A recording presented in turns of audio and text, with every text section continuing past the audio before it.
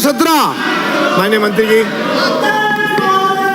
माननीय अध्यक्ष महोदय, पूर्ववर्ती सरकार के कार्यकाल महा दिसंबर 2018 से अक्टूबर 2023 के बीच माध्यमिक शिक्षा विभाग अंतर्गत संचालित राज्य के विद्यालयों में शिक्षकों, प्रशिक्षकों, प्रयोगशाला सहायकों के रिक्त पदों के कारण नियमित अध्यापन कराने में व्यवधान उत्पन्न न हो, इस हेतु विभाग के पत्रांक शिविरा माध्यमिक संस्था F1 गेस्ट फैकल्टी 12/22/2021/7983 दिनांक 17/2/2022 के द्वारा गेस्ट फैकल्टी के रूप में विद्या संबल योजना अंतर्गत रिक्त पद भरे जाने तथा अथवा अन्य स्रोत तक लागू की गई थी।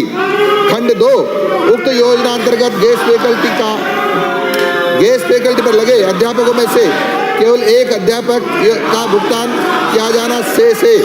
इसके अतिरिक्त समस्त अध्यापकों के मानदेय का भुगतान किया जा चुका है। उक्त अध्यापक के मानदेय का भुगतान संबंधित संस्था प्रदान स्तर पर शीघ्र करा दिया जाएगा। खंड 3 विधानसभा क्षेत्र मांडलगढ़ में महा दिसंबर 2018 से अक्टूबर 2023 के बीच में माध्यमिक शिक्षा विभागांतर्गत संचालित राज्य के विद्यालयों में गेस्ट फैकल्टी पर किसी भी अध्यापक को नहीं लगाया गया। माननीय सदस्य। माननीय अध्यक्ष महोदय, मैं आपके माध्यम से मंत्री जी से प्रश्न पूछना चाहता हूँ। ये पहले अभी मेरे विधानसभा क्षेत्र में राजकीय विद्यालयों में शिक्षकों, प्रशिक्षकों, प्रयोगशाला सहायकों के पद रिक्त हैं। मैं आपसे मांग करता हूं कि आप ये गेस्ट फैकल्टी के आधार पर इस योजना में आप पद भरने की इच्छा रखते हैं या नहीं? माननीय मंत्री जी। माननीय अध्यक्ष महोदय, संबल योजना में एक भी नहीं लगाया गया, लेकिन हमने सहायक अध्यापक के नाते संविधा में 3700 से ऊपर टीचर्स को लगाया गया था। तो लिखा हुआ नहीं है गिफ्टी का। और जिसमें 3668 ने ज्वाइन किया है और ये संविदा पर थे, गेस्ट फैकल्टी अंतर्गत नहीं थे। माननीय अध्यक्ष महोदय, मैं मंत्री जी से पूछना चाहता हूं कि हमारे जो क्षेत्र के राजकीय विद्यालयों में जो पद रिक्त है, तो किसी भी और नियम बनाकर किसी भी उन पदों को भरना की इच्छा रखते हैं कि नहीं रखते हैं? हाँ या ना? माननीय अध्यक्ष महोदय, हमारे पास जो जितने पद खाली हैं उसी अनुपात में हम रेशनलाइजेशन कर रहे हैं और सभी विद्यालयों में समान अनुपात में हम शिक्षक भरने का यत्न करेंगे।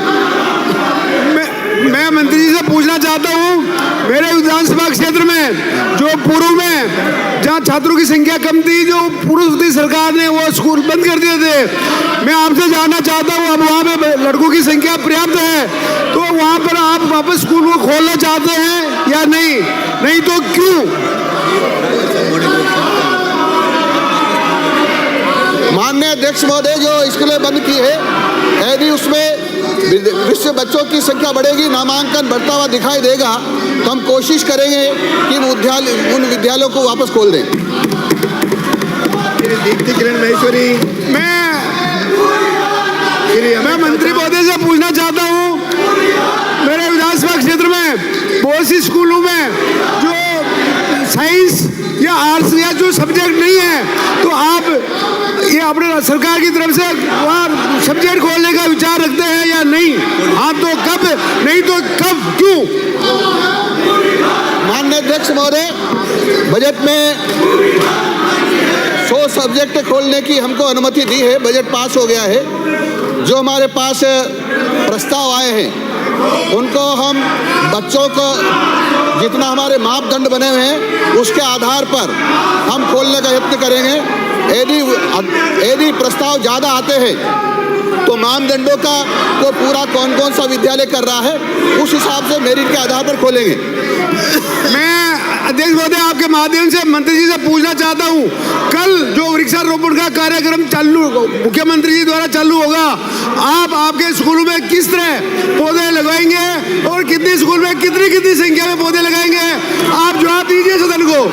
माननीय अध्यक्ष महोदय, कल हरियाली तीज है और माननीय मुख्यमंत्री जी ने हरियाणा और राजस्थान करना चाहे, यानी ये राजस्थान की धरती हरी भरी होगी। इसलिए सभी स्कूलों में, चाहे गैर सरकारी हो या सरकारी विद्यालय हो, उसके कर्मचारियों अधिकारियों सब मिलकर के हम प्रत्येक व्यक्ति यानी प्रत्येक बच्चे के हिसाब से 5-5 पौधे लगाएंगे, जो बड़ी संख्या में राजस्थान भरे पौधे लगेंगे।